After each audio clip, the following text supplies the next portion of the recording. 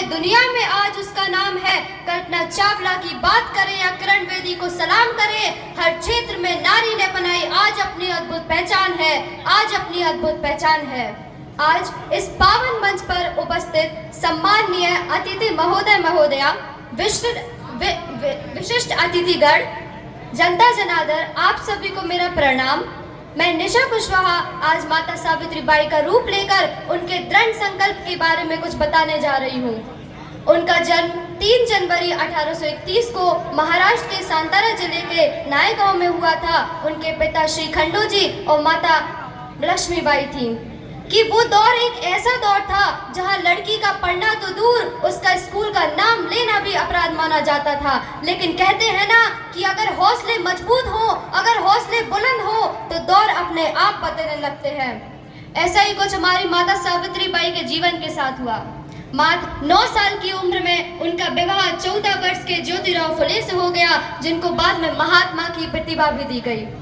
उनके बचपन का एक किस्सा है कि एक बार वो एक इंग्लिश बुक, अंग्रेजी किताब पढ़ने की कोशिश कर रही थी। उनके पिताजी पीछे से आए, खंडोजी, उन्होंने वो किताब देखी और उसके पन्ने फाड़ डाले और समझाने लगे, कहने लगे कि बेटा, जिस जाति में हम पैदा हुए हैं हमें उसमें पढ़ने लिखने का अधिकार नहीं है, हम उसमें नहीं पढ़ सकते। कि वो दौर जहाँ बेटी का पढ़ना गुनाह था, उस दौर में जिसने कलम उठाई थी, पत्थरों से स्वागत पाया उसने, वो माता सावित्री बाई फुले कहलाई थी।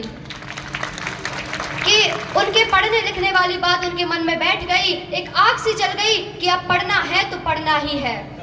वो ससुराल चली गई।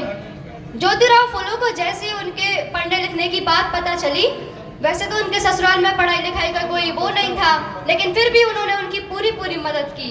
उन्होंने उनके पढ़ने के बारे में सोचा कि जब वो खेत में, जिस खेत में काम करते थे, जो सावित्री बाई थी उनके लिए खाना लेके जाती थी, तो वहीं पर दोपहर में वो उनको पढ़ा दिया करते थे।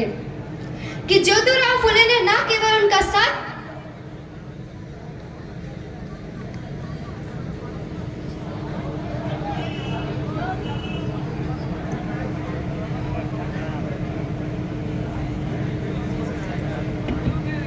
ज्योतिराव फुले ने ना केवल उनका साथ दिया, बल्कि उन्हें पढ़ाया, सिखाया और इस काबिल बनाया कि वो कुछ कर सकती हैं, वो समाज से लड़ सकती हैं, समाज से लड़ने का हौसला दिया।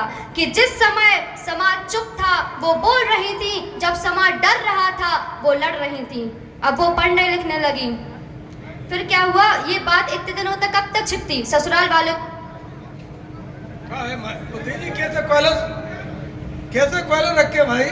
ससुराल वालों को पता चला कि हमारी नाक कट जाएगी, ये सोच के दोनों को धक्का मार के घर से निकाल दिया।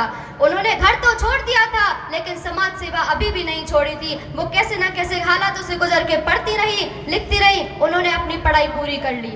जब वो 17 साल की हुई तो वो अपना खुद का एक गर्ल्स स्कूल, लड़कियों की पाठशाला खोलना चाहती थी, लेकिन उस समय इतना पैसा, इतना साधन ना होते हुए वो जो उनकी मित्र थी फातिमा शेख, जिनकी मदद से वो यहाँ तक पढ़ाई कर पाई थी, उन्हीं के घर में उनने सन 1848 में पहला विद्यालय खोला। फिर 1851 आते आते 3 और विद्यालय खुल गए। फिर धीरे धीरे उन्होंने पूरे 18 विद्यालय खोल दिए। कि जब अंधेरों ने रोकी हर राह, जब अंधेरों ने रोकी हर राह, तब शिक्षा बनकर आई एक चाह, नारी को कलम थमाई जिसने, वो थी माता सावित्री बाई फुले महान।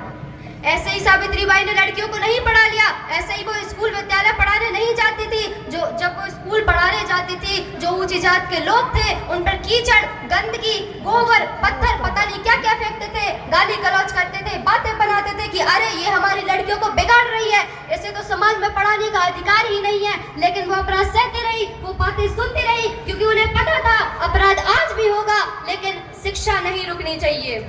वो अपने साथ में एक साड़ी लेकर जाती थी, जो वो विद्यालय में बदल लिया करती थी और पढ़ा दिया करती थी। कि सहा जिन्होंने कीचड़ पत्थर, कि सहा जिन्होंने कीचड़ गोबर पत्थरों की मार है, उतारना चाहा समाज से पिछड़ी सोच का पार है। भारत की पहली महिला शिक्षिका जो है कहलाती